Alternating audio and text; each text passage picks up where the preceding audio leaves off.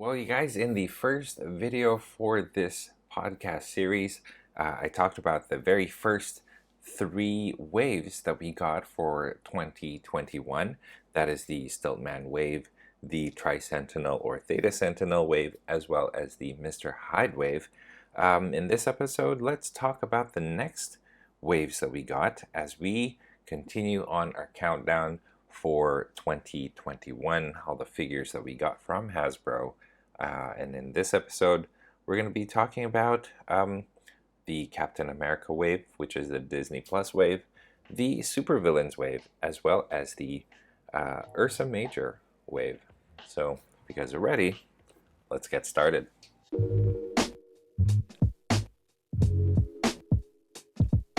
What is going on, you guys? Ramley here with a brand new episode of, I forgot the name of this podcast, an oral history of Marvel Legends. And I'm really glad to have you guys here. Forgive me for being forgetful because it's been a while since I did a podcast episode. I'm doing these back to back now, and hopefully I'll get them released sometime in the next couple of days. Very happy to see you guys, and thank you so much again for tuning in. It is, as we speak, it is Boxing Day in Canada. I live in Thailand, but I'm Canadian, so I go by Canadian holidays as well. It's the 26th of December. Yesterday was Christmas. And yeah, so here I am just doing like a roundup, as I called it last episode, of pretty much the figures that we got this year. So I am, as I mentioned as well, I am recording this in video form as well as audio form, and I'll be uploading the audio part of this into the podcast platforms, and I will be posting the video on YouTube. And I forgot, my last episode was a dry run again, so I kind of forgot to let you guys know where to find me on YouTube. And you guys can find me, just search on YouTube an oral history of Marvel Legends, and hopefully you guys will find me that way. Yeah, so that's that. Again, like I mentioned, I do have the figurelist.co website as my resource to talk about the waves that we've gotten this year. So if you guys are not familiar with that website, definitely check it out. They are probably the most thorough. Now, this is not like a plug or a sponsor or anything. I just really like their website, but they are the most thorough that I've seen with Marvel Legends anyway. They have the most complete checklist, and although it's a little bit hard to navigate, I do find it pretty easy actually to just get an overview of the years, because they do have them sorted into years. I do finally, for this episode, I did get a glass of water with me because my throat was getting dry by the end of the last episode that I recorded. Anyway, that's that. Hope you guys are doing well. Let me guys know how you're doing. And let's get started talking about these different waves.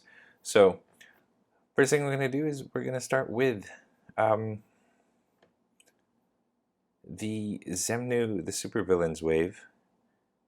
So, if you guys are on YouTube, I'm going to be switching to my second camera, which is actually a screen recording, and then I'm going to add a picture-in-picture. Hey, there I am at the bottom left corner of the screen. So you see my reaction, you see my face as I talk about the figures that appear on your screen.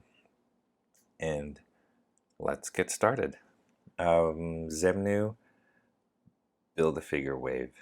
This is arguably one of the best waves that we've gotten this year. Xemnu himself. The thing with Xemnu, I'm very surprised that we got Xemnu actually, but it does feel like a retread of previous uh, previous Build-A-Figures. Now, it's cool that they reuse this because it's a really good body. We've seen it um, on Sasquatch, and we've seen it on Wendigo as well. Zemnu is another white figure similar to Wendigo. So it does feel like a retread of something that we've gotten before. So overall, I'm not super blown away by that.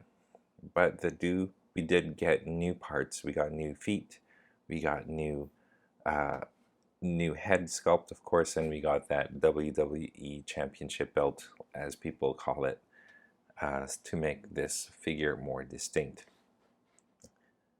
Overall, it's a solid figure, and it's not bad, and it's an awesome addition to your Hulk shelf because, I mean, if you guys are collecting Hulk figures, there really can't think of it. Can't think of one figure that is this color that can go in your Hulk shelf. So pretty nice to have this guy right here.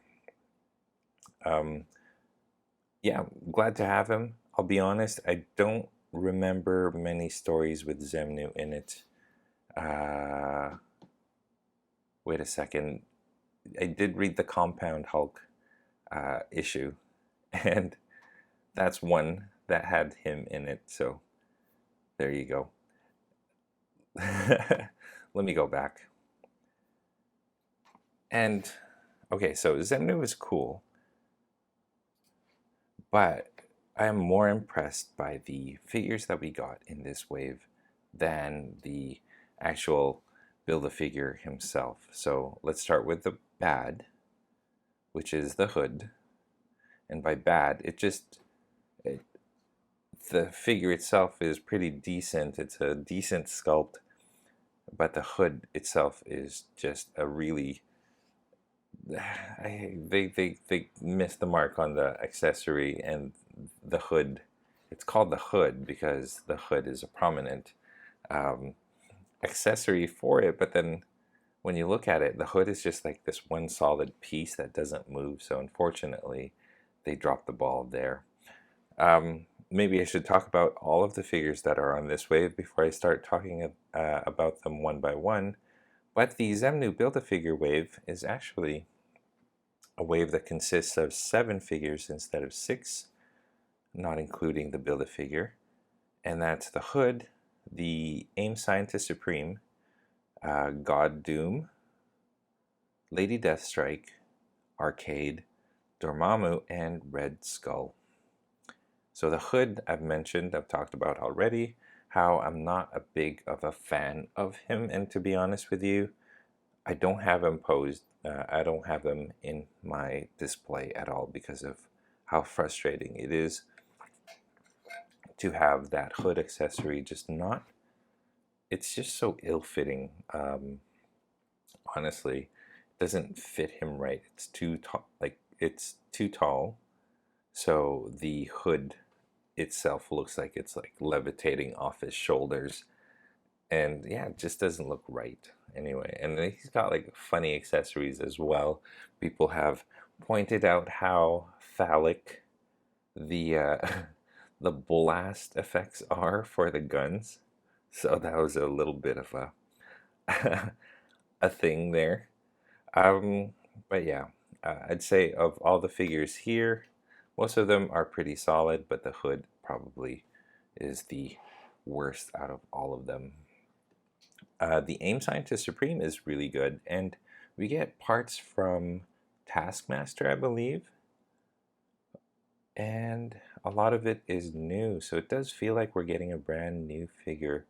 I do have my AIM Scientist Supreme with my AIM figures, so nice to have this guy as well.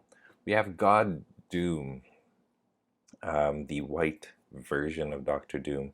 The coolest thing about this figure actually is not the figure but the accessory, because we got Thanos' skull and spine, which that was not expected at all. I'm actually really glad that they included that because of how iconic that scene is in the comics when it all went down in that one panel by, I don't remember the artist's name. I think, was it Ribic? I don't even know how to pronounce his name.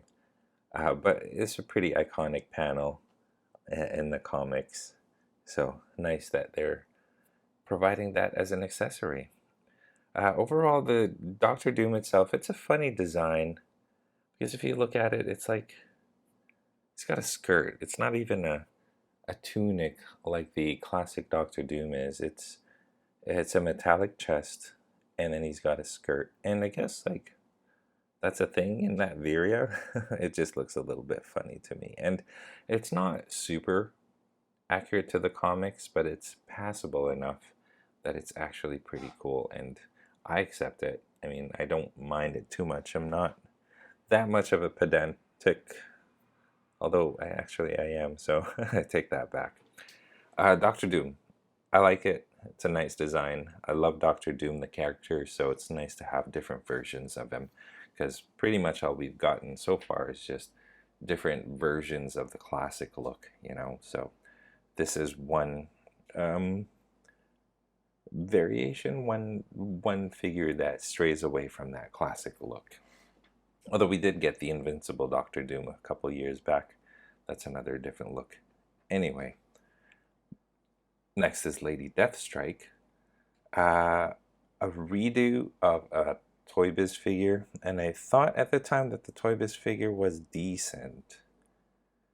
Now, mind you, Toy Biz was not making very good female figures, so the Lady Deathstrike wasn't too bad. It was one of their better female figures back in the day. I don't remember which wave it was. I believe it was also the super villains, like Bring on the Bad Guys wave that we got Lady Deathstrike. So yeah, I think it was that. So yeah, pretty cool that we have an updated version of her, and this update is a much needed one. Really well made, really pretty.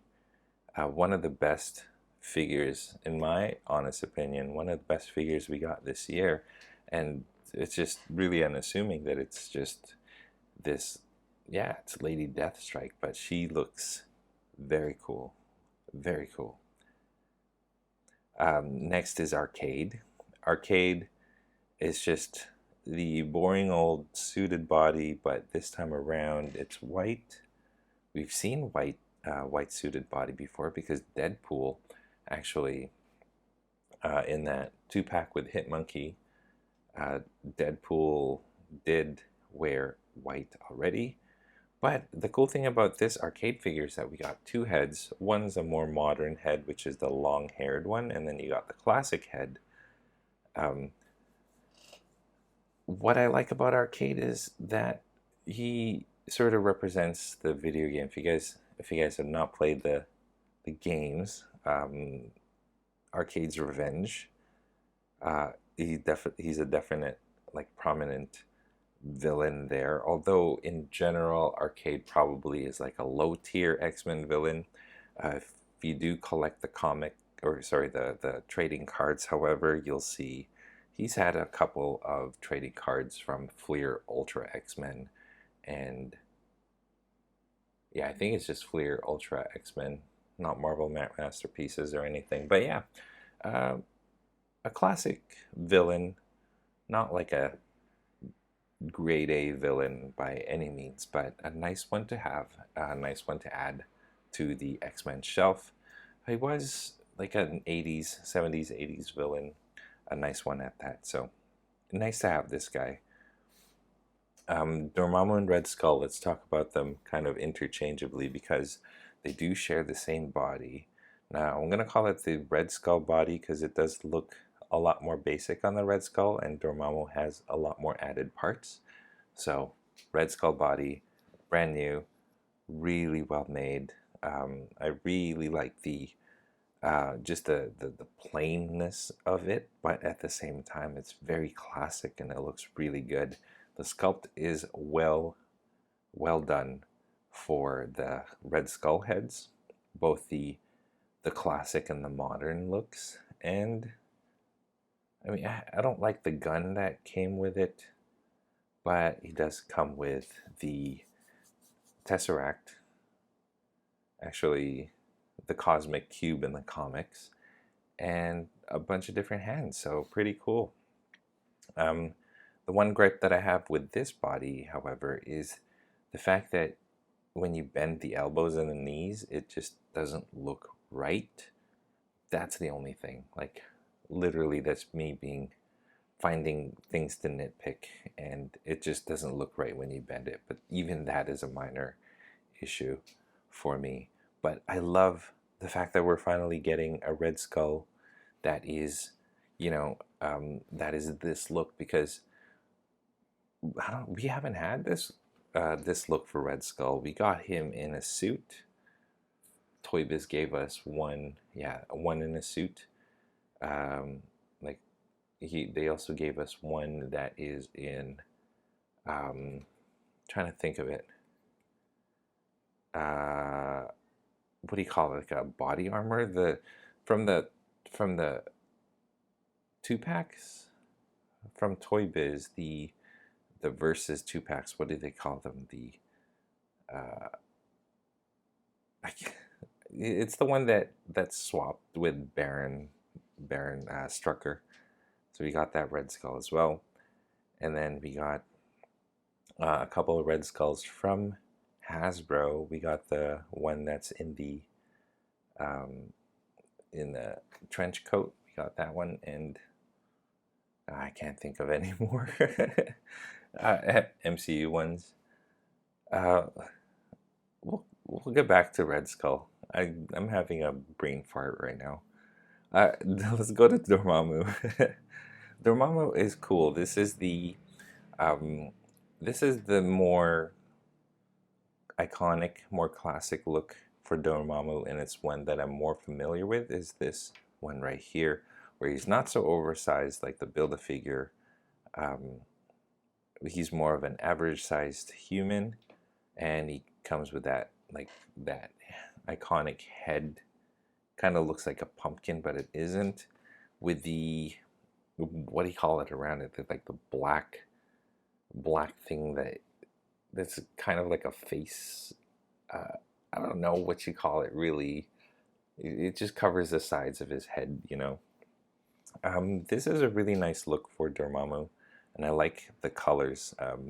Purple is my favorite color, so this figure really pops, and I'm really glad to get it. Like, I'd say that Red Skull and Dormammu are also my favorites in this wave.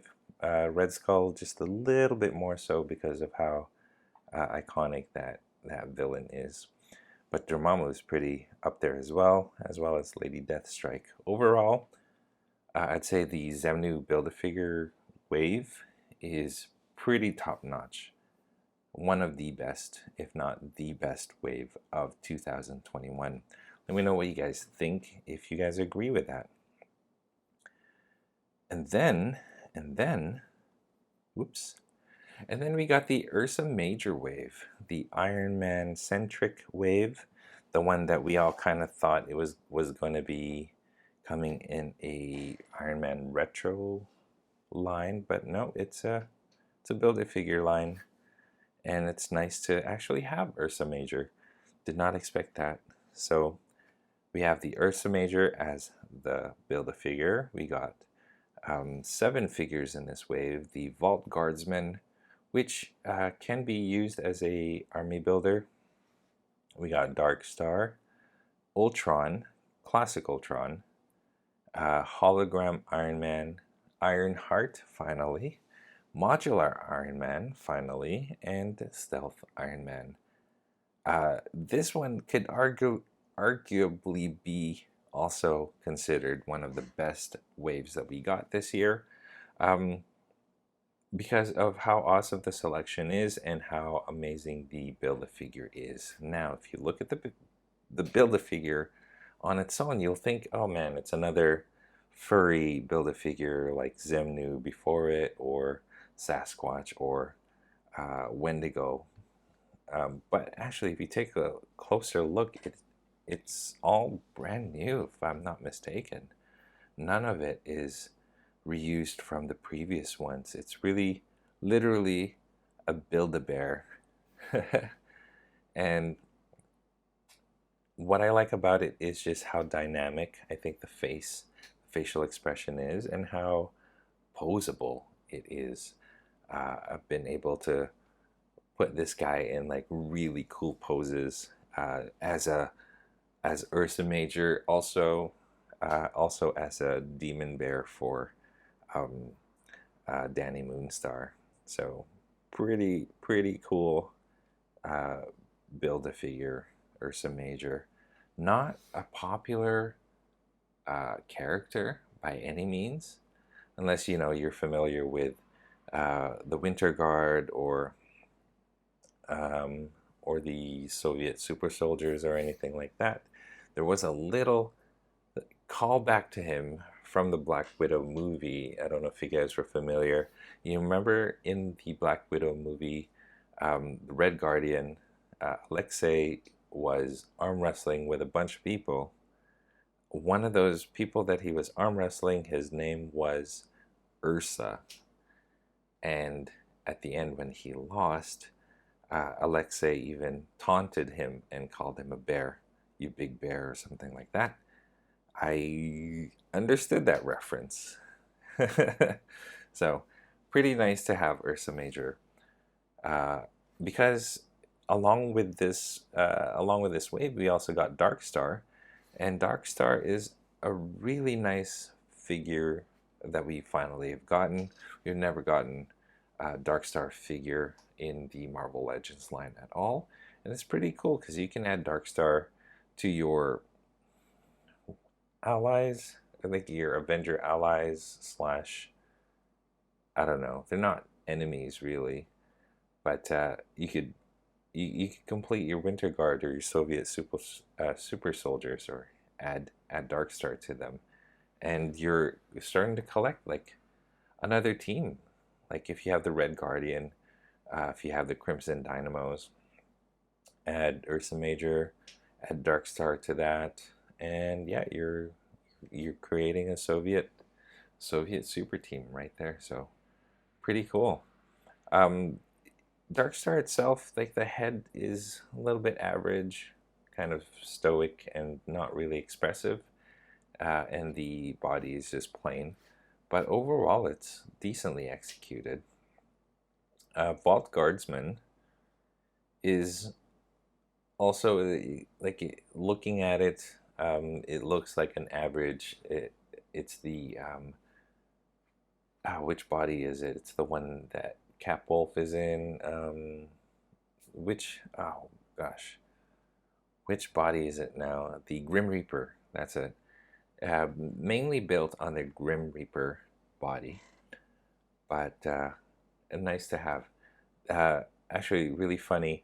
When I was drawing comics when I was a kid, pretending to be a comic artist, Vault Guardsman's design was pretty cool, like the helmet design, that I actually integrated, basically copied that comic design, or that helmet design for Vault Guardsman, and I applied it to my own superheroes and stuff because I thought how cool it is, because it kind of looks like Spawns and Deadpool's and Spider-Man simultaneously, but helmeted like Iron Man.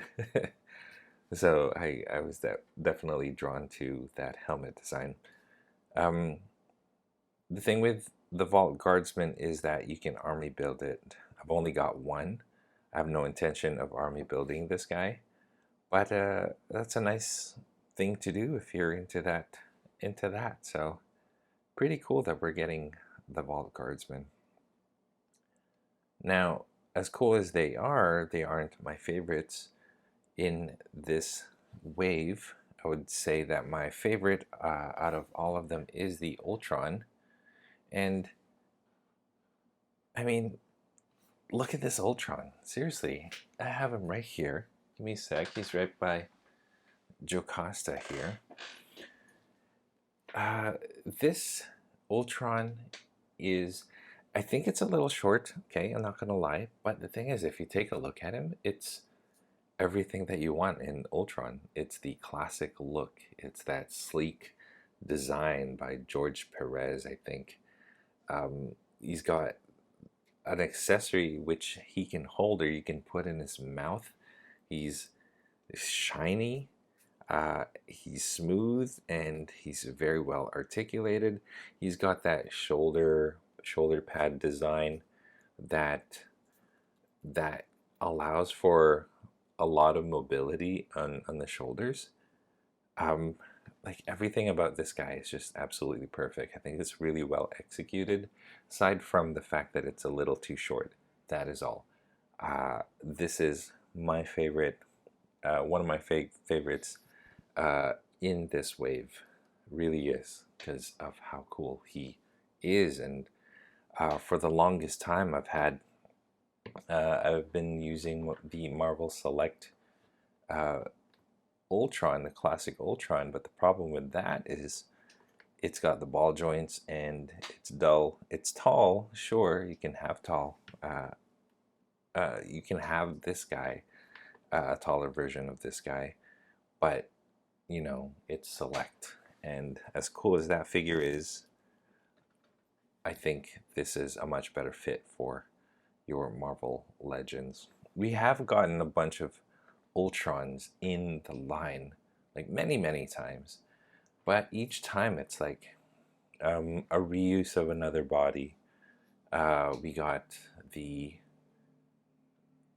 Ultimate Beetle body that was reused for Ultron, and then we have the Titanium Man body that was reused for Ultron, and that one came out I think 3 times as well. There's a gold version, a more gunmetal dark color version, and a shinier chrome version of it. Anyway, this right here was the Ultron that we've all been waiting for. And like, don't even get me started with the Toy Biz Ultron that we got in the Legendary Riders line wave. That one, the one that looks like a rabbit. Yeah, don't get me started with that one, which looked good on paper, but poorly executed. So yeah, anyway, glad to finally have this Ultron. Probably my second or third favorite figure of all the figures that we got in this wave, because we haven't gotten to a few of them yet.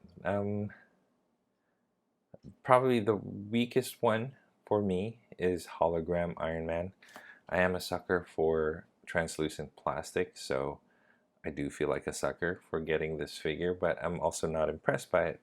Primarily, number one, it's an MCU figure, and I don't like mixing MCU and comic figures unless they're Spider-Verse. That's the only exception I have that gives me an excuse to mix them all. But what is he? Like, he's not an MCU. He's an MCU design, but not an MCU Iron Man. So he's kind of just like in this weird limbo of doesn't really fit anywhere.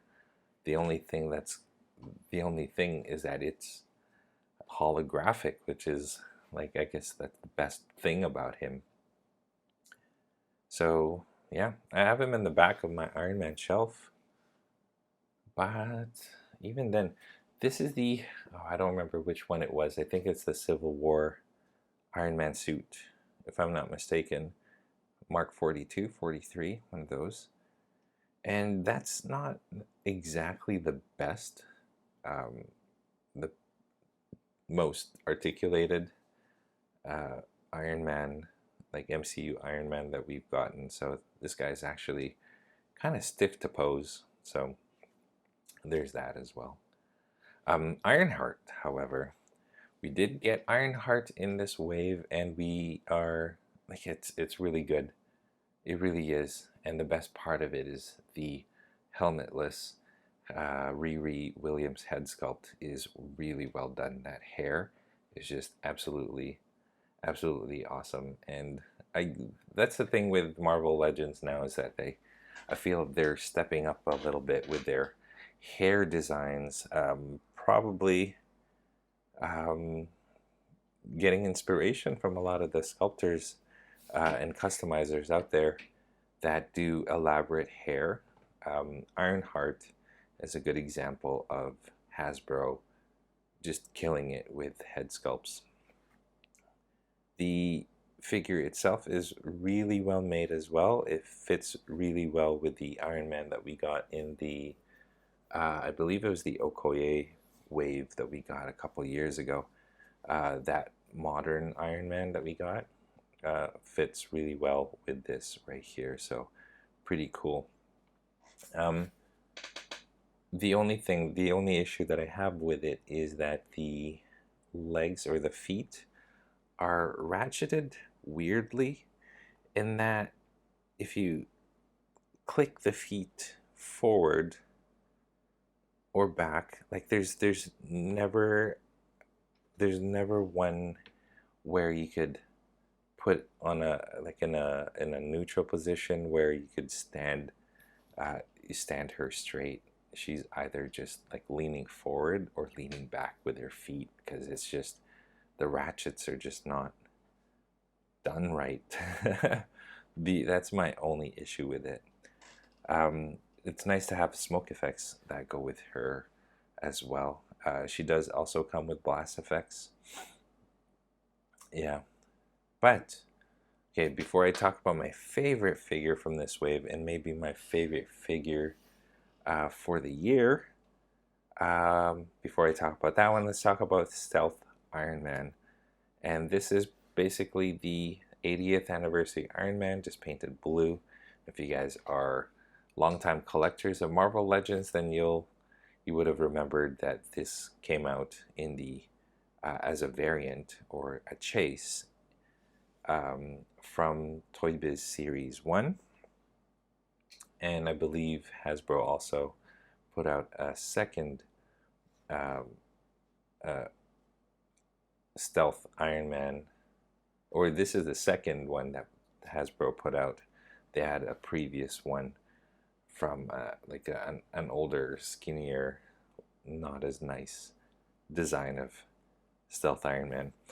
But yeah, I like the Tony Stark head that came with this. It's just, I think it's the same Tony Stark head that we got in the previous one, if I'm not mistaken. But yeah, pretty cool to have this version of that classic Iron Man look. Like we all kind of knew it was inevitable that, when they released the classic look, that we would get the stealth version of it, because it's just an easy re-release. You don't need to. There's no brand new parts or anything, so we knew it was coming, and it's decent enough. The blue is shiny, looks pretty cool. I like it. Now, however, comes the best figure in this wave, and that, of course, if you guys are keeping track, is the modular armor Iron Man. If you are familiar with the TV show, if you're familiar with the Marvel vs. Capcom games, if you are just a comic reader in the 90s, then you would know all about the modular Iron Man, because this is the look that Iron Man had in the comics for a while in the 90s, after he got rid of I believe, the neoclassic during the Armor Wars storyline. Right after the Armor Wars storyline, his costumes, or sorry, I'm trying to remember here, his armors got destroyed or got compromised and stuff, so he had to build a new one to defeat, oh gosh, I don't remember that story. But anyway, at the very end of it, status quo changed. He had the modular armor. This is a very cool design. It really is. Takes me back to a lot of the trading cards, because this was the armor that he wore around the time that the trading cards were being put out. So a lot of the trading cards were actually this look right here. So as a trading card collector, this is definitely also like a preferred choice for me. So already the nostalgia is just like hitting at all the right spots here for the modular armor Iron Man.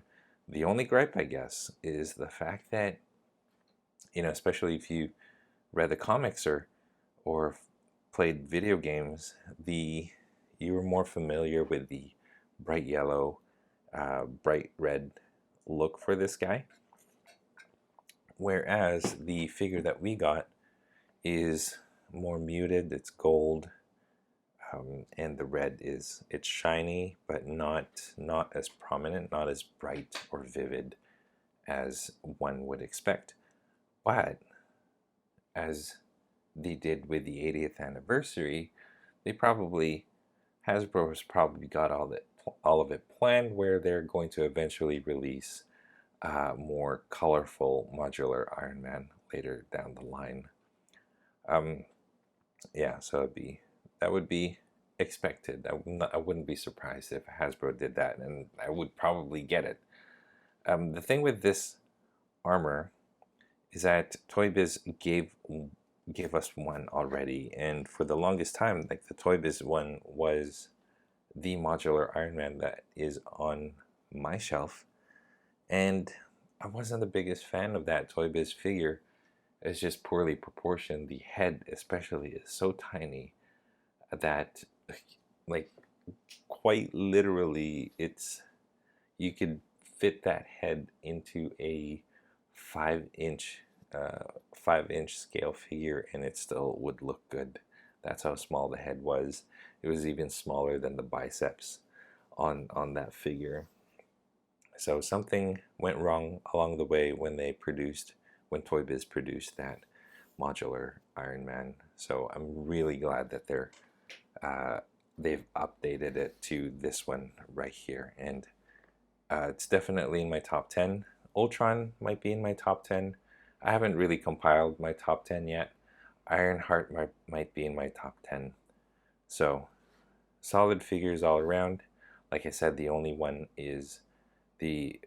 down part is the hologram Iron Man, because of how it's just this character that's in limbo, not exactly sure what to do with. So yeah. So anyway, that's that, you guys. That is the second episode of our series where we take a look at all of the figures that we got in 2021. So far in 2 episodes, we covered the Stilt-Man wave, the Tri-Sentinel wave, Mr. Hyde wave, the Zemnu wave, and the Ursa Major wave. So in the next episode, I'm going to be talking about Disney Plus. That's the Falcon Build-A-Wings, and then the Infinity Saga, as well as the Age of Apocalypse Colossus Build-A-Figure waves. And we have so much more to talk about after that. So it's going to be another couple episodes in the in our series here.